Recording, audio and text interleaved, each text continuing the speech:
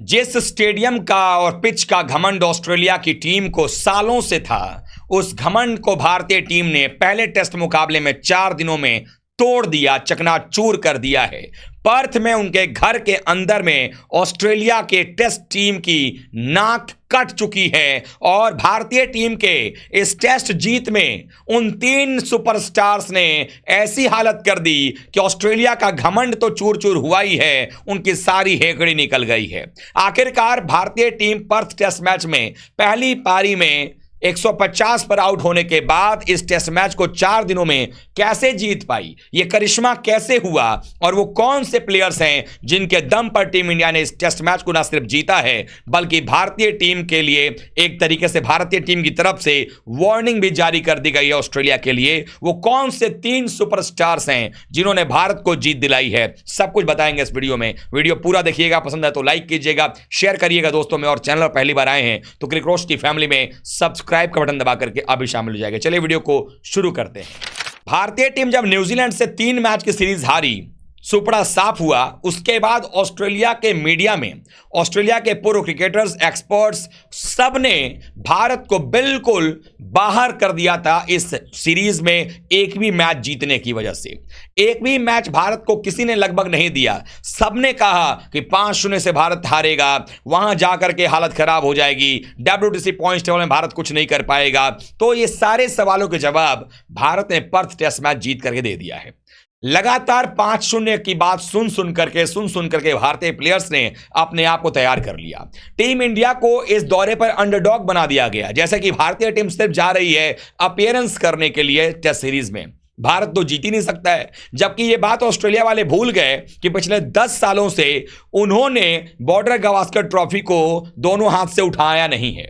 और भारतीय टीम 2018-19 और 2020-21 दोनों बार जाकर के वहां सीरीज जीत करके आई है। उसके बावजूद भारत को अंडर एस्टिमेट किया गया। यहां तक कि जिन भी पूर्व एक्सपर्ट्स ने ऑस्ट्रेलिया के अगर थोड़ा बहुत एक मौका भारत को दिया भी है तो उनमें सारे लोगों ने पहले टेस्ट मैच में भारत की हार की बिल्कुल भविष्यवाणी की थी। यानी कि भारत अगर जीतेगा भी तो किसी दूसरे मैच में भले जीत जाए, लेकिन पर्थ में और एडिलेड में तो हारेगा ही हारेगा। लेकिन पर्थ में इस तरीके से हराना ऑस्ट्रेलिया को, ऑस्ट्रेलिया के पूरे घमंड को चकनाचूर करने वाली जो काम भारतीय टीम ने की है, उससे एक बात क्लियर हो गया है कि टीम इंडिया वहां अपीयरेंस करने के लिए नहीं गई है बल्कि ऑस्ट्रेलिया का सुपड़ा साफ करने के इरादे से उतरी है। पहला टेस्ट मुकाबला पर्थ में, वो भी आज तक कोई दुनिया की टीम पर्थ के इस नए नवेले ऑप्टस स्टेडियम में ऑस्ट्रेलिया को हरा नहीं पाई थी। वो रिकॉर्ड हमने कायम किया और सिर्फ हराया ही नहीं, 295 रनों से हराया।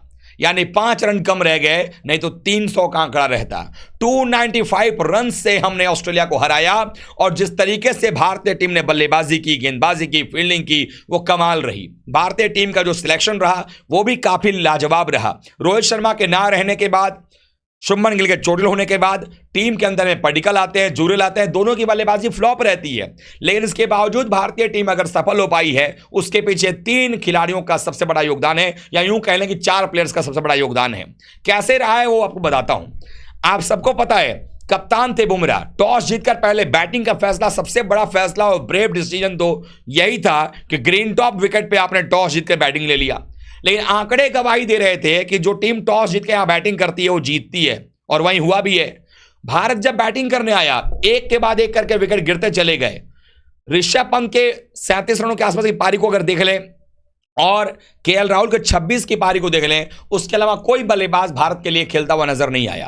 केएल राहुल को बेईमानी से आउट देने के बाद ऑस्ट्रेलिया बड़ा खुश हो रहा था, क्योंकि भारतीय टीम के स्कोर को केएल राहुल शायद 200 सवा 200 तक ले जा सकते थे, लेकिन टीम इंडिया 150 पर निपट गई। सारी जगहों पर ट्वीट की बरसात हो गई। देखा ना, हमने कहा था भारत जाकर हारेगा पर्थ टेस्ट मैच में, 5-0 तो होके रहेगा, हार की शुरुआत हो गई है। लेकिन 104 रन पर ऑस्ट्रेलिया को पैक करने के बाद बुमराह ने ना सिर्फ 5 विकेट निकाला, कप्तानी अच्छी की और जवाब दिया उन लोगों को कि बतौर गेंदबाज कप्तान किस तरीके से सामने वाले टीम को धाराशायी किया जाता है। 46 रनों की बढ़त मिली और इसमें नीतीश रेड्डी ने भी 41 रन बनाए थे उस पारी में, वो भी नहीं भूलना चाहिए। दूसरी पारी जब भारत की शुरू होती है तो यहां पर केएल राहुल और जायसवाल ने ठान के मानो आए थे कि इस बार विकेट तो नहीं देना है। पहली पारी में 150 पर भले ही हम ऑल आउट हो गए हैं, लेकिन इस पारी में 201 रन की ओपनिंग स्टैंड दिया दोनों ने। वो तो अनफॉर्चुनेट रहे, 77 रन पर केएल राहुल आउट हो गए, नहीं तो डिजर्व तो शतक वो भी करते थे। तो अगर देखा जाए तो पहली पारी के अंदर में जसप्रीत बुमराह के 5 विकेटों ने भारत को मैच में कमबैक कराया था। तो भारत में स्थिति मजबूत करने के लिए जायसवाल के 161 रन और केएल के 77 रन को भी हमें नहीं भूलना चाहिए। उसके बाद एक समय लगने लगा था जब 2 विकेट बैक टू बैक गिर गए कि भाई लगता है कि भारतीय टीम परेशान हो जाएगी। जब आउट होकर पवेलियन चले गए, वहां पर अगर देखा जाए तो ऋषभ पंत जल्दी से निपट गए, वहां पर देवदत्त पडिक्कल भी आउट हो गए। तो एक पल को लगा कि शायद कम बैक ऑस्ट्रेलिया कर रहा है, क्योंकि उस टाइम तक भारत के पास सिर्फ 321 की बढ़त थी। लेकिन विराट कोहली, द किंग कोहली, जिनके शतकों के लिए हम कब से तरस गए थे देखने के लिए, उन्होंने राइट टाइम पर, कहते हैं ना जब लोहा गर्म हो तो हथौड़ा मारना चाहिए, वही वाला काम किया और विराट कोहली ने 100 रन नाबाद बनाए। और उनके साथ में नीतीश कुमार रेड्डी ने दूसरी पारी में भी 38 नॉट आउट बना दिया और भारतीय टीम ने 533 की लीड लेकर 534 का टारगेट दिया और पूरी टीम को उनके धराशायी कर दिया ऑस्ट्रेलिया के, और 295 रन से भारत ने मैच जीता। अब इससे आप अंदाजा लगा सकते हैं कि किस तरह से भारतीय टीम ने दबदबा कायम किया है। तो जिन 3 प्लेयर्स का सबसे बड़ा योगदान था, या यूं कहें 4 प्लेयर्स का, इस मैच को जीतने में, ऑस्ट्रेलिया का घमंड तोड़ने में, उनके नाम आपको पता चल गए होंगे। पहला नाम जसप्रीत बुमराह, पहली पारी में 5 विकेट, दूसरी पारी में 3 विकेट, कुल मिलाकर के मैच में 8 विकेट। इसी वजह से उनको दिया गया है प्लेयर ऑफ द मैच। और क्यों दिया गया? क्योंकि वो 5 विकेट अगर पहली पारी में ना आए होते तो शायद ऑस्ट्रेलिया भारत के 150 के जवाब में 250 बनाता, 300 बनाता, और अगर हमसे वो लीड ले लेता 100-150 रन की पहली पारी के आधार पे, तो फिर भारतीय टीम का कमबैक करना, जबकि मनोबल आपका डाउन था, पहली पारी में आप 150 पर आउट हुए हैं, न्यूजीलैंड से आप 3-0 से हार के आए हैं, फिर यहां पर लीड आप दे रहे हो, तो भारत वापसी नहीं कर पाता और ये सीरीज की शुरुआत खराब होती तो पूरा सीरीज हमारा खराब जाता। इसीलिए सबसे बड़े सुपरस्टार रहे हैं वहां पर जसप्रीत बुमराह।